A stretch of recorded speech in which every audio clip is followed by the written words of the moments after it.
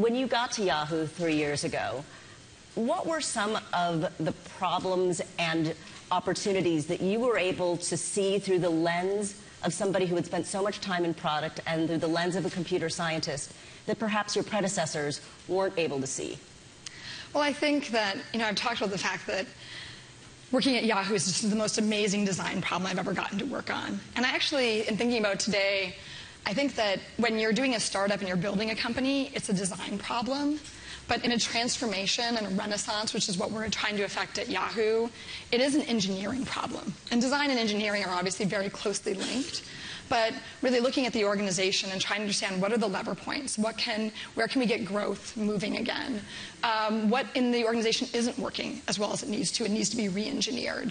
And it's so funny because everything from our people, our products, to how we look at our traffic and our revenue, to me, when I look at them, I see engineering problems. And we prototype, and we run things in parallel, and we don't scale until we know that they work. And all of those basic engineering principles, they apply to everything from the culture of the company to how we run our products and how we think about our business lines.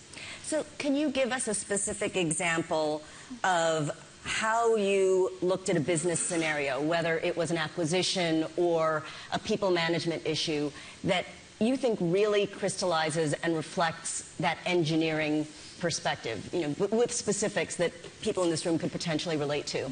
Sure. Well, for example, I'll take a look at our content strategy last year. To me, 2014 was our time to do a lot of different experiments. We experimented with some partner content. We experimented with some live content with Live Nation. We had a lot of our editors in different verticals work on their own series and clips of what they wanted to work on. We did some original content.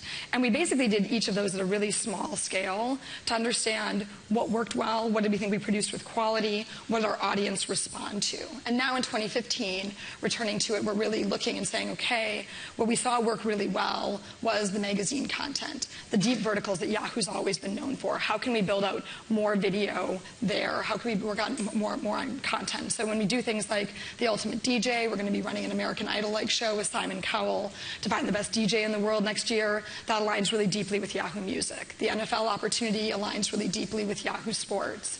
And so I think that it really helped us shape our content experience to think about, let's run a bunch of experiments, build a bunch of different prototypes, see what works and what really our users respond to.